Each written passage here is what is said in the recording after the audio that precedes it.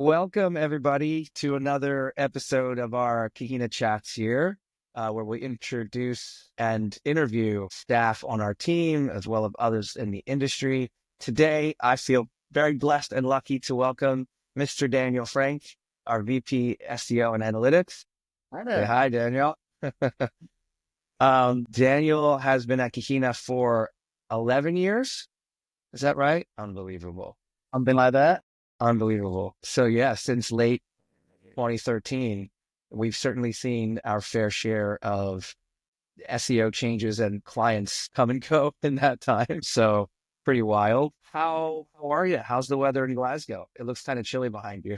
I'm not gonna lie. Yeah, classic Scottish weather. Oh Rain, my sun, gosh. McLean. There's no sun. What do you mean sun? It's only gray and cloudy. Something magical that happens here in Scotland where you can be driving along, the sun is pouring down, you got the bright sunshine right on you, and then the rain's coming in from the sides. Anyways, it's been such a pleasure working together over the years and seeing our fair share of changes in the industry and reacting and changing with it together. So we're going to talk about that a little bit today. We're going to talk about the sort of wild world of AI and large language models, otherwise known as LLMs, which I'm sure we'll say a lot today, and how they'll affect our world of digital marketing, search marketing, and more specifically SEO, how they're affecting us now and how they'll potentially affect us in the future.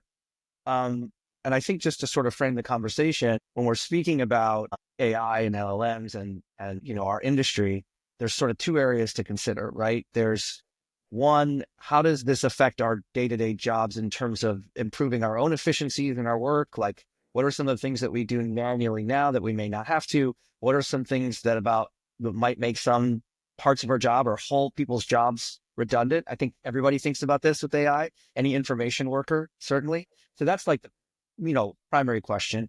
And then there's the secondary, almost larger question that we have to ask is, how does this change how our users search, right? How will that affect what we think of as the search engine result page and how it looks and where our search is happening? It might not only be at the monopoly Google anymore. It might be increased competition like ChatGPT or Complexity or where have you. And how might Google itself change in response to this? So I think today we're going to be talking about that second big thing, which is, LLMs as search engines like ChatGPT with search and how do we as an industry react now and in the near future? So why don't we take a step back, Daniel? I'll just ask you, like, what are some of the trends that we've seen in search engines in the last 10 plus years, at least since the time that you've been at Kikino? A good question. Google is an ever-evolving beast, for a better word. I think, Google's always had this challenge of how do we ensure that we provide the best experience for the searcher, specific to the intent of the keyword that they're searching, the industry that they're searching in, etc. Google also has an invested interest to keep people in the Google ecosystem, right?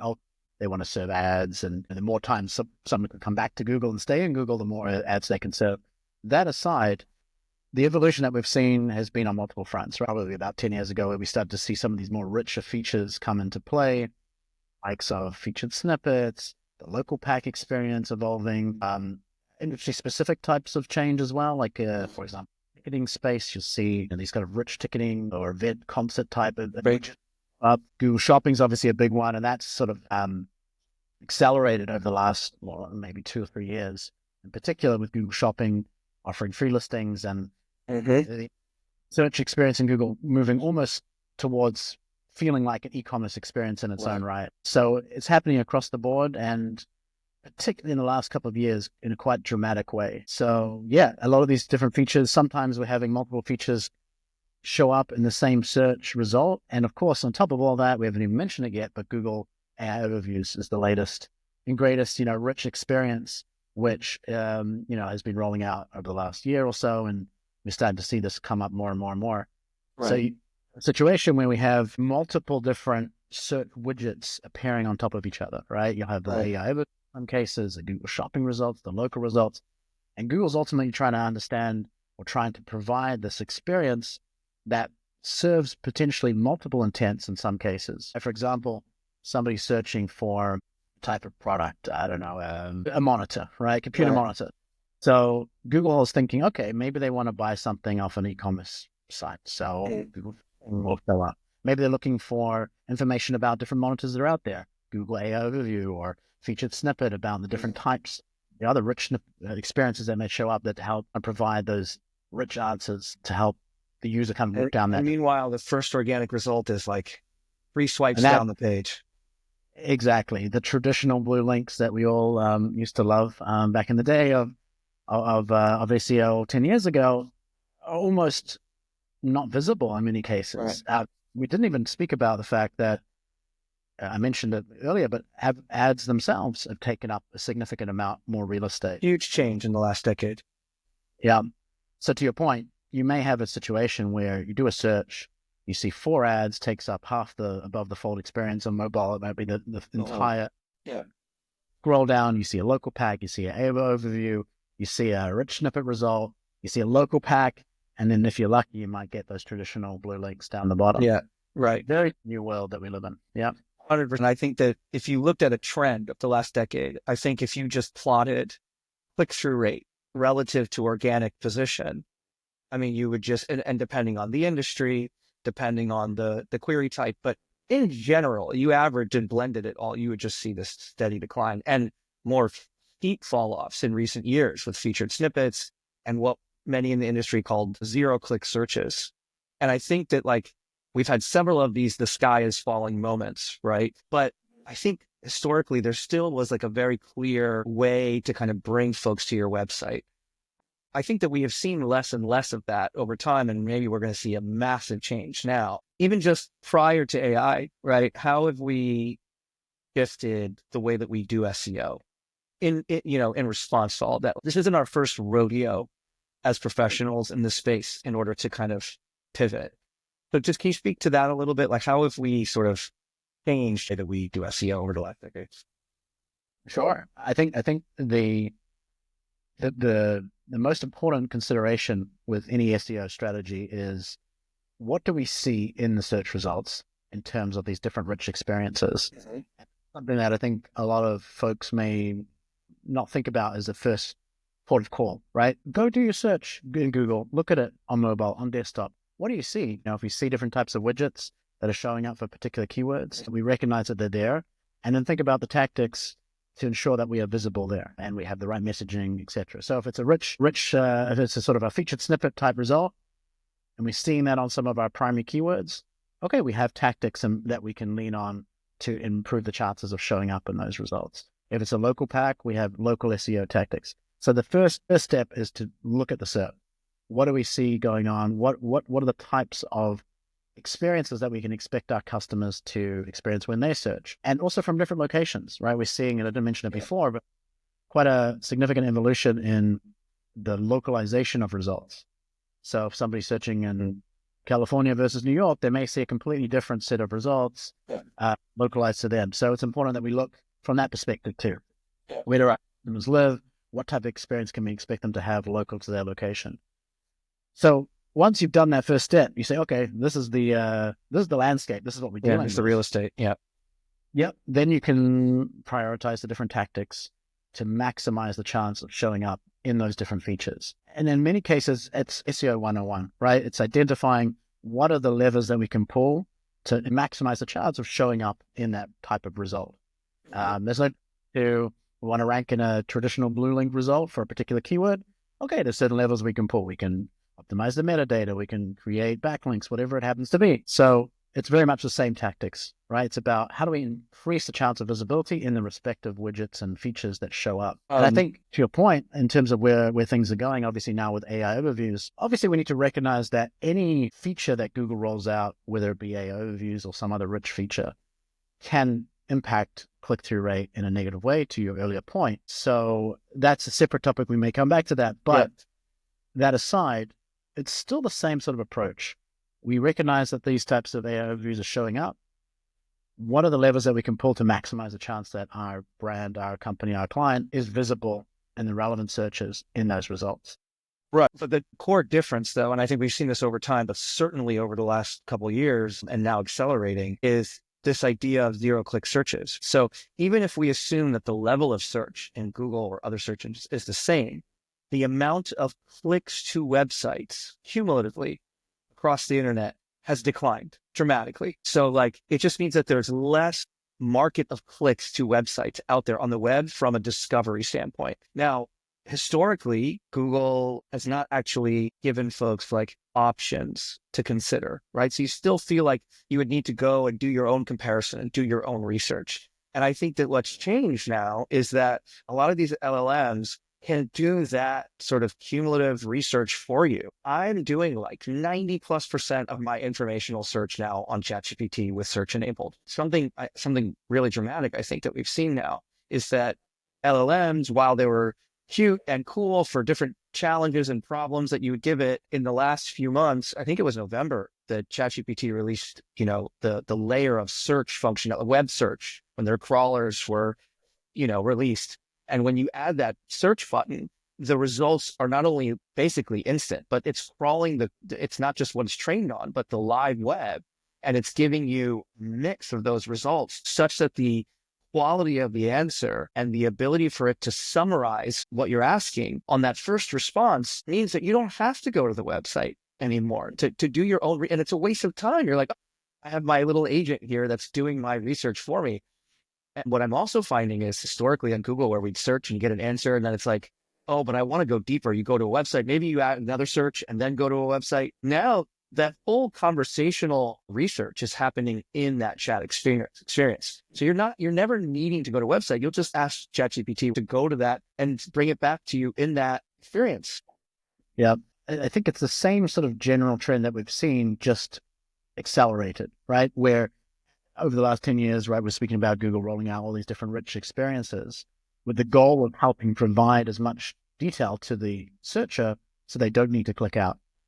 And now that we have these AI, these LLM platforms that are even more sophisticated and can really provide a very rich set of results in a way that, helps really kind of helps that searcher go through that experience of figuring out exactly what they're looking for, there is, to your point, less need to click out, almost no need to click out to a website, except at the point perhaps when we're further down the funnel and ready to transact in some way.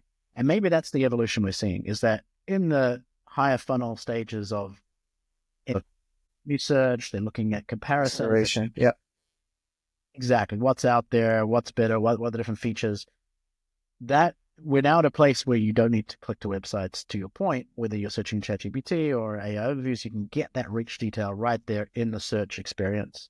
But at some point you make a decision, right? I want to buy that computer monitor. I want to buy that iPhone. I want to purchase pizza. Look at that. Or if it's B2B, I want to look at this platform or consider the platform.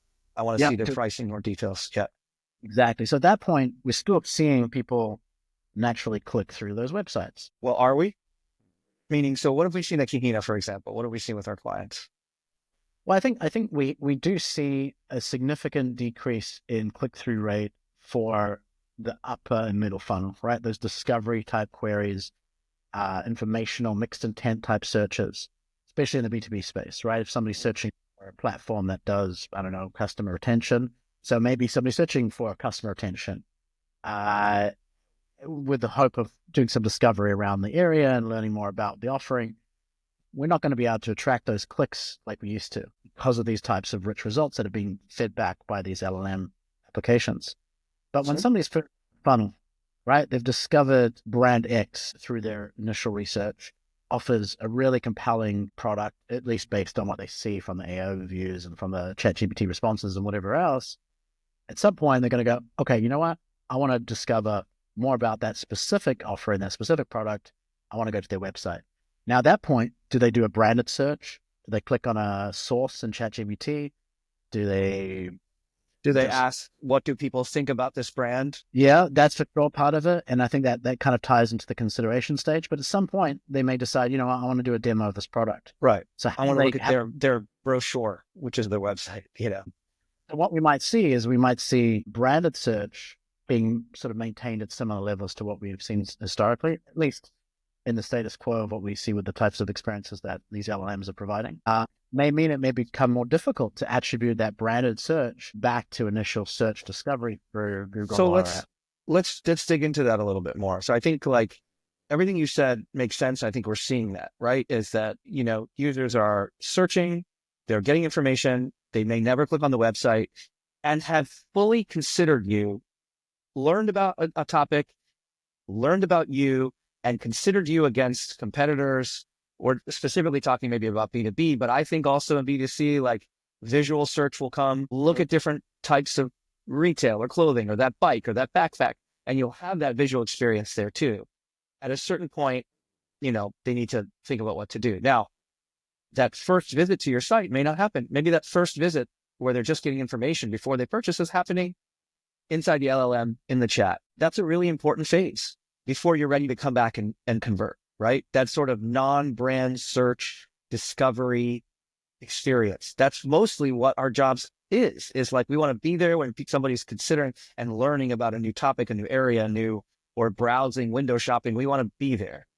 So how does that make our jobs change? Meaning, if LLMs become the primary search engines, and probably Google's front page will change too, so that it's less of the traditional 10 blue links and it's going to become more of a AI first or like a Gemini style chat, right? That they'll just maybe flip the switch and you can go back to the old one, right? If these systems change and everybody is searching in an AI LLM type model, an answer engine, a conversational search engine where results are brought to you, how do our jobs then change? Or are we out of job?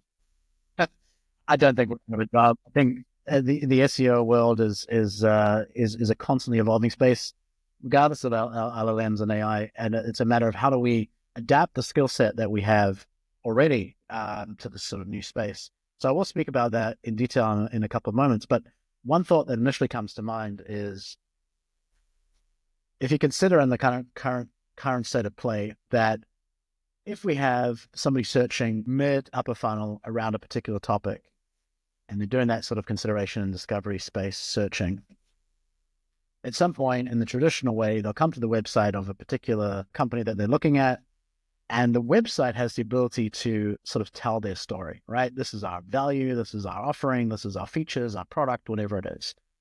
So thinking forward in this sort of AI first world, that ability to influence a potential customer with the brand's value proposition and offering, etc., moves from the website to the AI experience itself. In other words, it will be imperative to ensure that, let's say, ChatGPT provides very clear understanding of what that brand's value is, they're offering right then and there in that chat result. So it's shifting where the messaging is from the properties owned by the websites themselves or the brands themselves onto the AI search experience. Right. So in other words, why would publishers or e-com sites or B2B sites, like, why would they produce content on their own website anymore that's informational, generic informational? Talking about ourselves, I get it. Our website will be one of the primary sources that these LLMs scrape or use in their input, but certainly not the only one, to your point. But let's break it down. When we're talking about the industry that we operate in, would we have a glossary on our website anymore? Is that even worthwhile?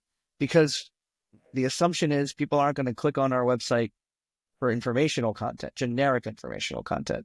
Is that even worthwhile? And I guess my second follow-up question would be, well, then, if we know that, when people are lower funnel and they're considering us versus competitors, shouldn't our jobs then shift to optimizing content or talking about ourselves on our own site versus somehow influencing it on other websites? Yeah, it's a great question. So I think it's a two-part question there. Great questions. Yes, exactly. In terms of the first point, I think what we're seeing is that ultimately these LLMs need data, they need training, they need content to drive their results.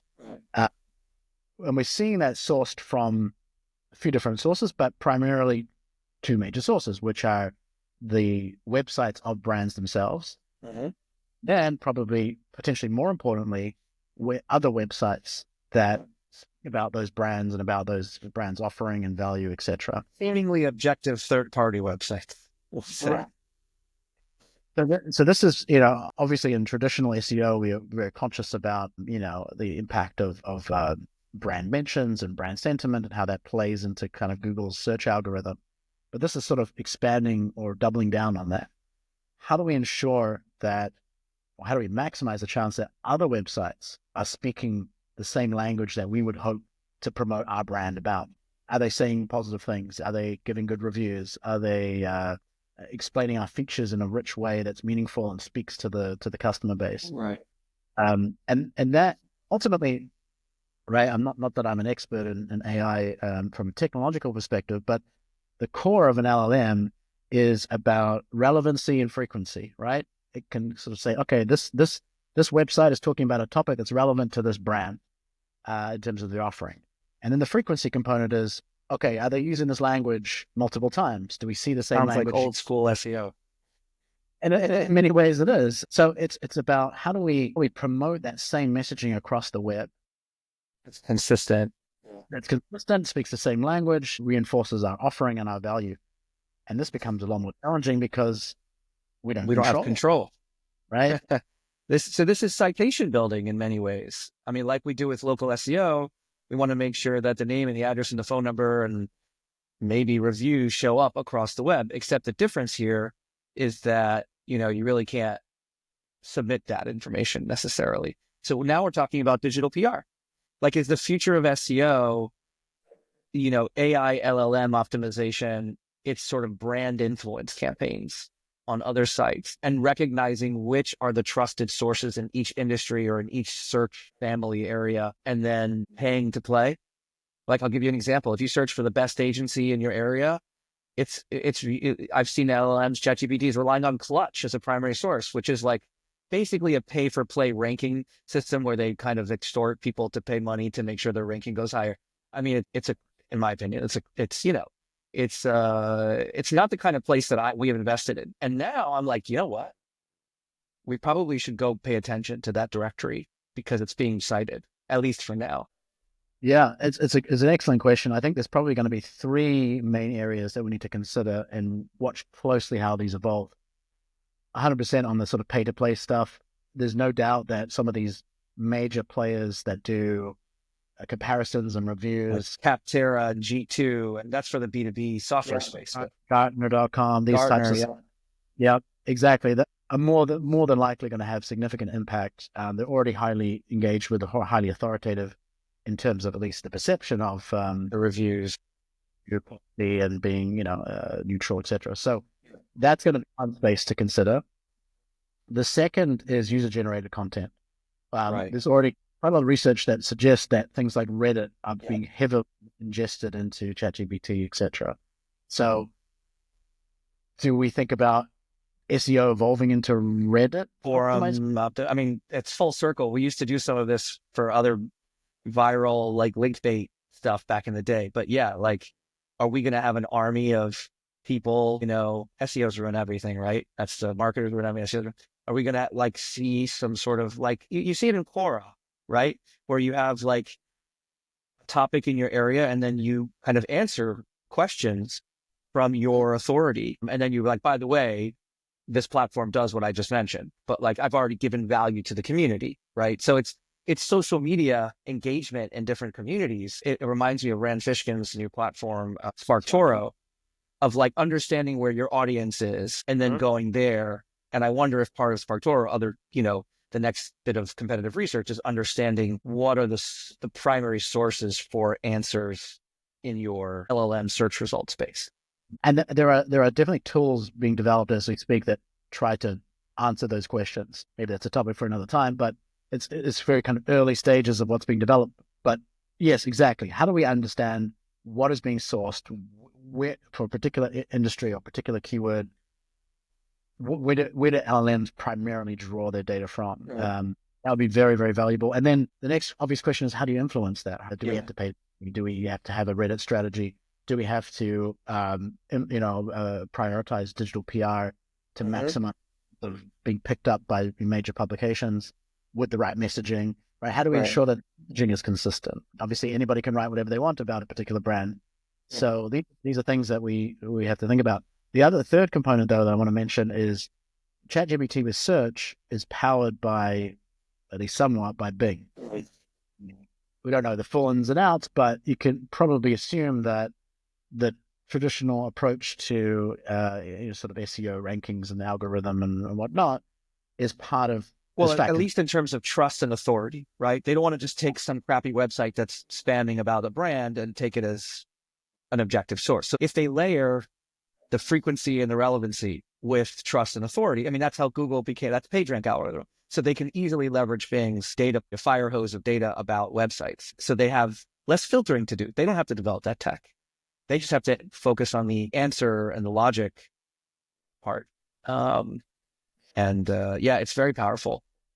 So that's interesting. I mean, at least for now, you could probably say, okay, you know what? If Bing is a big part of ChatGPT research, you could probably make a fair assumption to say traditional SEO tactics to influence our chance of ranking in Google and therefore Bing, because they're very similar algorithms, are probably going to have a positive impact on our Or ability. with the same thing with Google. Traditional Google results will affect Gemini or whatever future AI first search result page we will see. I predict that in the next 18 months to 24 months, Google will have the primary experience be much more, maybe it's even sooner. The primary search experience will be AI's chat first, where you can maybe go back to traditional results with a button, but the first tab will be AI. I don't know what you think about that, but I think if you consider that, I don't think Google is going anywhere as a major search competitor. I just think that we are changing completely what search will look like. I guess, having considered everything we've said, what do SEOs, either consultants, in-house, agencies, what do we do right now? And what do we do? Maybe what do we plan for like a year from now, 2 years from now? Like how are we thinking about this? Yeah, great question. So in terms of right now, I think one is that it's very important that we check that our clients' websites are crawlable by the likes of ChatGPT and other LLMs, right? We want to maximize the chance that our content is out there Those are ingested. table stakes, right? So that's number one. Number two, and I think this is something that's kind of developing as we speak, is identifying, to our earlier point, what are the types of sources that are being served back for particular searches for each respective client and relevant keyword. One thing I'd note, though, is that we're still very early on in terms of adoption of Right. ChatGPT. Very big point. Right? As a, let's say, as a primary way of doing search. And a lot of the research that's coming out suggests that even though there is significant pickup of ChatGPT, a lot of the nature of the search is types of searches that you can't do natively in Google. So things like, build me a graph on blah, Right. or help me with code or whatever it is. So it's more, or build me a comparison table of these three products based on features and whatever sorted by that. Like Google can't do that yet, or at least traditional. Exactly. So we're not quite at a point, in my opinion, of sort of prioritizing SEO for ChatGPT over Google, Over traditional Google, yeah. traditional search. Yeah. But of course that will change, right? As things evolve and as the adoption rate continues to grow. So that's something we need to keep a close eye on. But yes, I guess, to take a step back, what do we need to think about? Like I said, the sources, what sources are these LLMs sourcing content around our brand offering? In parallel to that, what is the type of messaging and sentiment that's being provided back around our brand or a particular function or a product or an offering of our brand? And at least that will give us some business intelligence, right? Okay, brand X, it seems to be that ChatGPT keeps putting back results around that it does A, but not B. But actually Right. B is more. So that can drive us to think about, okay, how do we influence, to get more visibility around offering B, Like B. entity optimization or something, or the vectors or whatever you call them, right? Like we need to be showing, it reminds me of the knowledge graph, right? Originally. So it means, on a practical note, okay, does our website talk strongly about product B, right? Are we optimized well to rank in Google? But again, back to sort of day-to-day SEO, it doesn't mean that we are shifting all of our resources to off-site content optimization. No, at least not at this point. I think even in the future, I think good quality content that speaks to your offering and, addresses the higher funnel discovery search, that will never go away, right? It's important that we are seen as an authority on those topics. Sure. maximize the chance of But that, even a being 50-50 split of on-site, off-site, I'm not even talking about link building. I'm talking about citation building, digital PR. I think that's still important because that can drive a lot of other things like links and just, mentions, whatever. We're not there yet, is what you're saying. We don't see enough of the transactional search happening. We don't see enough of the website traffic because we are monitoring that for our clients with the dashboard and we can show them that. We're not seeing, even knowing everything we said about zero-click searches, we're not seeing enough of web traffic coming from those sites. correct. And It's still very small, that's for sure. there's still enough of an opportunity in traditional Google. There's still a significant opportunity. Let's not get twisted. We're early adopters, but I think we do need to get ready for it. So like, if you were consulting for another agency or in-house SEO, what would you say for them to do over the next 6 months, let's say? Oh, just over the next 6 months, like, how do they get ready for this without over correcting, but without, being head in the sand? Yeah, I think great question. So I think two things. One is continue to prioritize the creation and optimization of good quality long form content that speaks to your product offering or your brand proposition On your own or website. on your own website. Extremely important that we have that there because ultimately these LLMs, they're looking for that repetition, that continue, that reinforce. And our website is a primary source. It's still one of an important primary source. Exactly. And we obviously still have blue links in Google search. To my earlier point, ChatGPT with search and AI overviews are going to have some sort of input in terms of traditional SEO tactics and authority, etc. So, playing into those existing strategies that work well for traditional search are still highly relevant to LLM plus search type behavior. So continue to prioritize on those for sure. And then the other part, as I mentioned earlier, is starting to think about monitoring. Yeah. What does it look like? What's the brand sentiment? What's the brand messaging that's appearing in these types of LLM experiences as input to drive future strategy thinking about offsite? And that's where we need to start thinking about tactics. So it's a watch and see and plan, right? So I think you need software. I mean, you can manually track it, but you probably want to be looking at some, and there are some early ones out. That's a kind of a gold rush at the moment of platforms in the space, but it's monitoring a handful of searches that are relevant to your brand, non-brand and brand searches, and seeing what the results and the sentiment is, like you said, and the affinity, but not just the result, but also the sources related to that. And I think that if you're monitoring that and tracking that, as well as tracking traffic from ChatGPT and all of this, and there's a good filter you can do. There's a couple of great, what do you call them? Google Data Studio dashboards out there where you can automatically configure it so you can see LLM traffic over time. We should be monitoring all of that activity related to our brand, related to our website, the sources that are influencing those answers, so that we're a little bit ahead of the curve for when, sheer traffic. And I don't think it's going to be an overnight thing, but I think we will see step changes as technology continues to improve. And overall, the trend will be less traffic to websites. It's probably worth a whole other conversation. I know we have to wrap up, but I will just say that one bit that we didn't talk about that's important is that us as SEOs have to educate a lot, at all stakeholders. I think that we have gone over the last decade from hyper measurability, hyper influence over the results to a significant reduction there. And even when you think, hey, this has been true for many years, but certainly now, if we were ranking for all the same keywords and all the same positions historically, year on year, our traffic is going to be down. And there's going to be less and less organic traffic to websites from search engines. People need to understand that. Even if you are doing greater as a business, I think Will Reynolds talks about, less traffic, more revenue. Like that could be a phenomenon. Lower traffic, more revenue. And so the influence, the high funnel research, the consideration phase is not happening the way that it used to be. And it's not happening on your website. So I think that's a major change.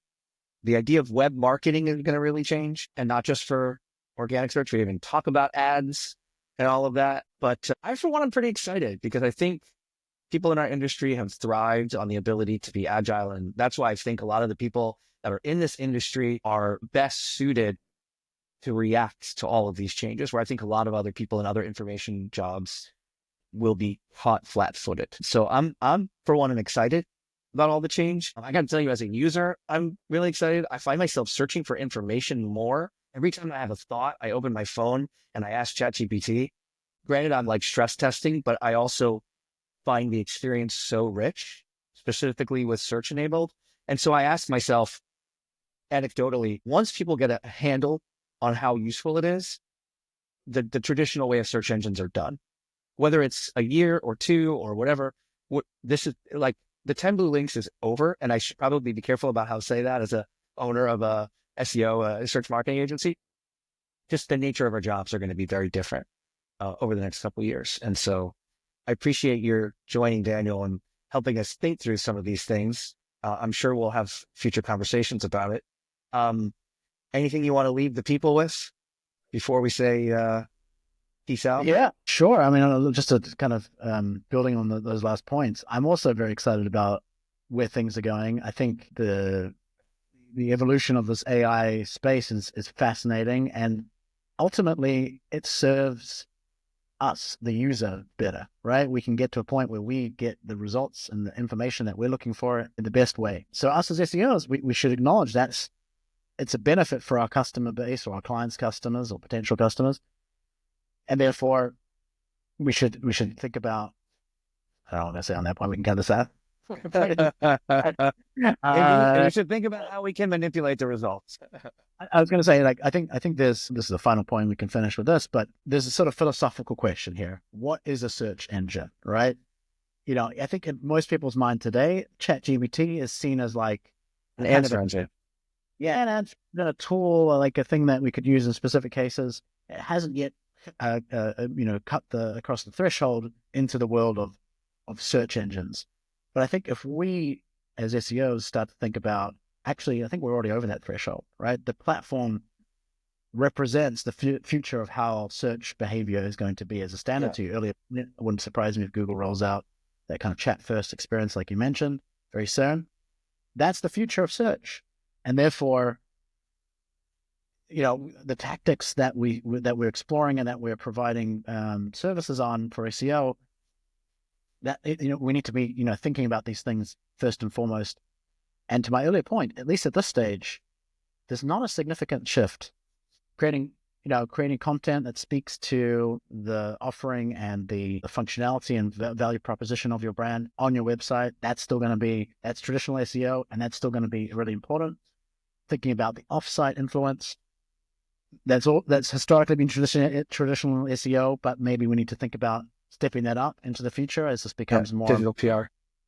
With PR, and thinking about where our customer is in terms of the different types of sites they're looking at for reviews, etc.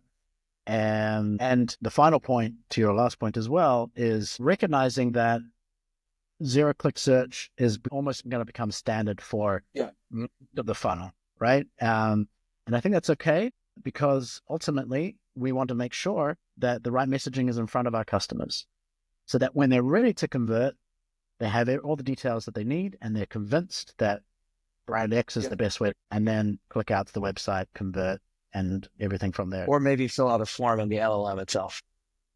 Who knows where the future goes? Does ChatGPT integrate directly with e-com? Wouldn't you want to have it set up with an API so that people could fill out a form right in the LLMs? I think that's where we're going to go. I think even APIs aside, we already see, I forget the name of the product, but OpenAI and others are developing essentially agents, like the operators. Yes. Yeah. Yeah. So you go do research and fill out a form on the 5 best insert whatever platforms that do this, and evaluate, whatever. Like, that's coming very soon. It's very crazy. Daniel, we'll leave it there. Fascinating conversation as always. And we'll see you soon on a future Kahina chat. Yes. Yeah. It was great. It was great to chat, and I'm excited for the future. Take care. Take care.